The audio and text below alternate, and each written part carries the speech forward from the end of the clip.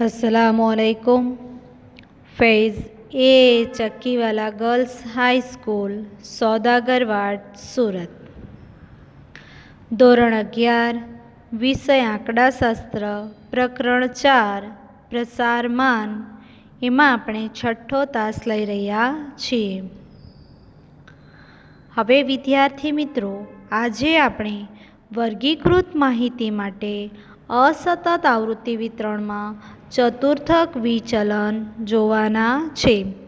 આપણે અવર્ગીકૃત માહિતી માટે ચતુર્થક વિચલન અને ચતુર્થક વિચલનાંક, જે ચતુર્થક વિચલનનું સાપેક્ષ માપ છે, એ આપણે જોઈ ગયા છે।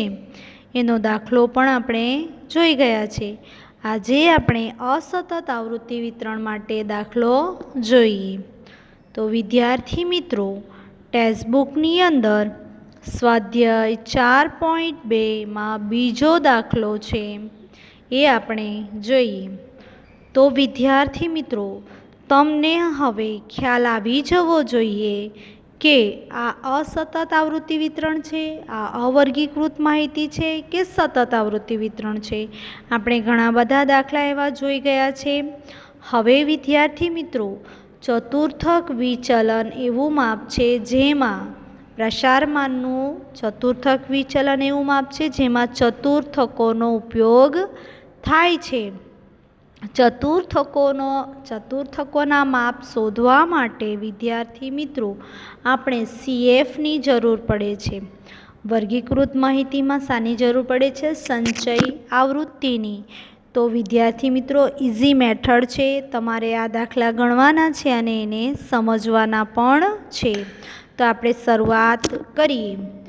તો ટેક્સ્ટબુકની અંદર સ્વાધ્યાય 4.2માં બીજો દાખલો, એક શાળાના 43 વિદ્યાર્થીઓએ મેળવેલા ગુણ નીચે આપેલા આવૃત્તિ વિતરણ પરથી ગુણનું ચતુર્થક વિચલન અને ચતુર્થક વિચલનાંક શોધો।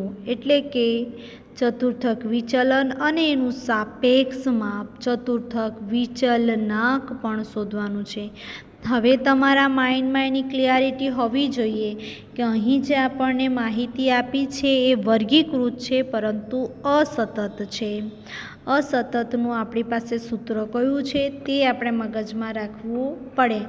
n+1/4 ચતુર્થકો છે ને, એટલે n+1/4માં અવલોકનની કિંમત, તે માટે આપણને CFની જરૂર પડે। આ આપણે ચતુર્થકો શોધવાના છે। Q1 માટે આ સૂત્ર અને Q3 હોય તો આગળ 3 લાગે। તો સૂત્ર આપણને યાદ હોવા જોઈએ। હવે વિદ્યાર્થી મિત્રો, ચતુર્થક વિચલન એટલે Q3 - Q1/2 આ આપણે શોધવાના છે। અને ચતુર્થક વિચલનાંક એટલે Q3 - Q1/Q3 + Q1।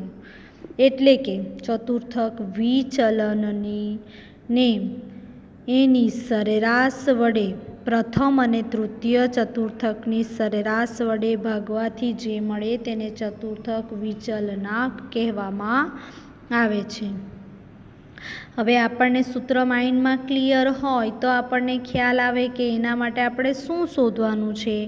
તો આપણે ત્રીજા ચેપ્ટરમાં આપણને ડાયરેક્ટ કહેતા હતા કે પ્રથમ ચતુર્થક શોધો, તૃતીય ચતુર્થક શોધો, દશાંશક શોધો, તો તમે ડાયરેક્ટ શોધી નાખતા હતા। એ શોધતા આપણને આવડી ગયું। હવે એના પરથી કયા કયા સૂત્રો બન્યા છે, શું શોધી શકાય છે તે છે। તો ચતુર્થક વિચલન એટલે એની અંદર ચતુર્થકોનો ઉપયોગ થાય છે। તો જે ચતુર્થકોનો ઉપયોગ થાય છે તેની આપણે ગણતરી કરીએ। તો ચાલો આપણે ગણતરી કરતા જઈએ। તો પહેલાં તો તમારા ગુણ એટલે કે આપણા અવલોકન આપ્યા છે x, 10, 20, 30, 40, 50 અને 60। એ જ રીતે વિદ્યાર્થીઓની સંખ્યા f આપી છે, એટલે કે આવૃત્તિ કહેવાશે। એને શું કહેવાશે? આવૃત્તિ।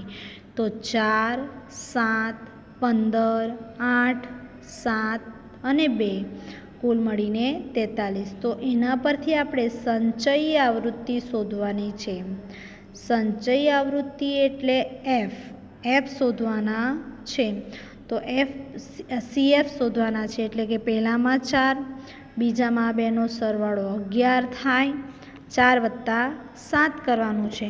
હવે 11 વત્તા આપણે 15 કરીએ તો 26 થાય. 26 વત્તા 8 કરીએ તો 34 થાય. અને 34 વત્તા આપણે 7 કરીએ તો 41 થાય. અને 41 વત્તા 2 કરીએ તો 43 થાય. કુલ 43 થઈ જાય. આ આપણી CF. હવે આપણે Q1નું સૂત્ર આવડવું જોઈએ, Q3નું આવડવું જોઈએ, એટલે આપણને આ બે સૂત્રોમાં એપ્લાય થવાય. તો આપણે ગણતરી પર જઈએ. ચલો વિદ્યાર્થી મિત્રો, અહીં પહેલાં આપણે કોષ્ટક રેડી કરવું પડે કે તમને ગુણ આપ્યા છે તો ગુણ લખી દેવાના 10, 20, 30, 40, 50 અને 60. હવે આપણી આવૃત્તિ લખી દઈએ 4, 7, 15, 8, 7, 2. કુલ આપણા કેટલા છે? n બરાબર 43. હવે સંચય આવૃત્તિનું ખાનું તો બનાવવું જ પડશે. સંચય આવૃત્તિ પહેલી 4, પછી આ બેનો સરવાળો એટલે 11, પછી આ 3નો સરવાળો એટલે 26, પછી 4નો સરવાળો એટલે 34, 7 સુધીનો સરવાળો એટલે 41 અને છેલ્લી આવૃત્તિ સુધીનો સરવાળો થાય 43. આ તમારી છેલ્લી આવૃત્તિ અને n કેવા થવા જોઈએ? સરખા થવા જોઈએ. આપણું કોષ્ટક રેડી છે. હવે આપણે Q1 અને Q3 શોધીએ.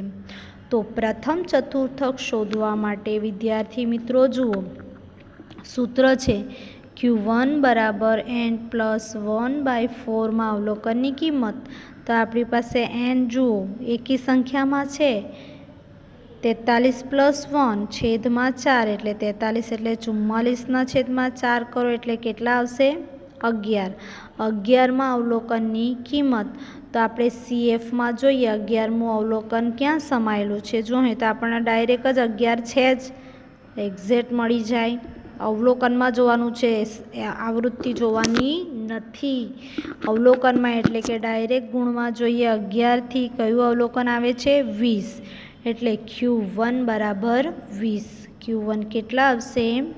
CF પરથી જોતા Q1 આપણા 20 આવે છે. આગળ વધીએ તો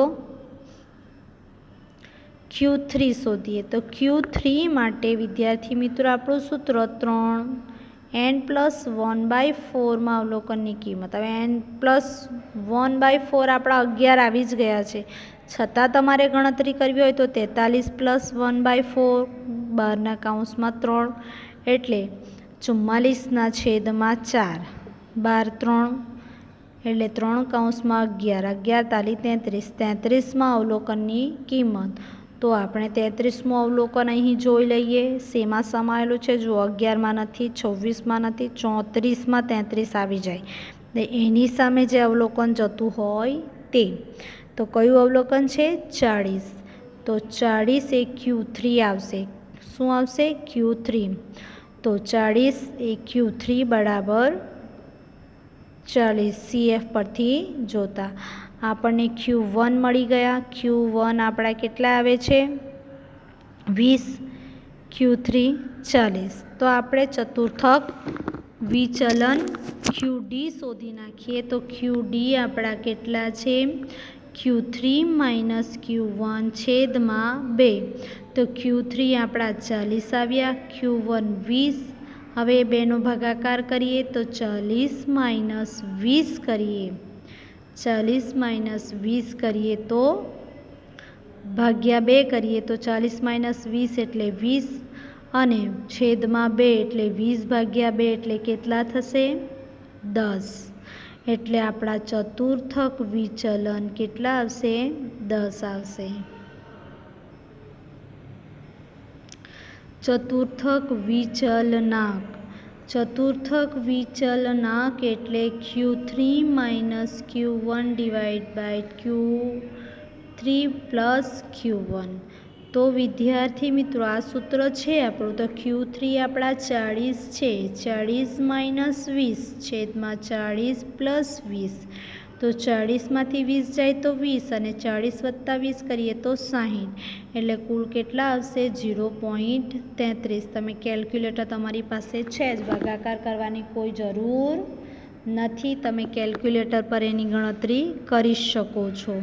તો વિદ્યાર્થી મિત્રો, આ દાખલો તમારે નોટબુકમાં ઉતારવાનો છે અને એના જેવો બીજો દાખલો પણ ગણવાનો છે. એની વ્યાખ્યાઓ પણ જોવાની છે ફરીથી, અને વિદ્યાર્થી મિત્રો ગૂગલ ફોર્મ પણ ભરવાનું છે. Okay, thank you.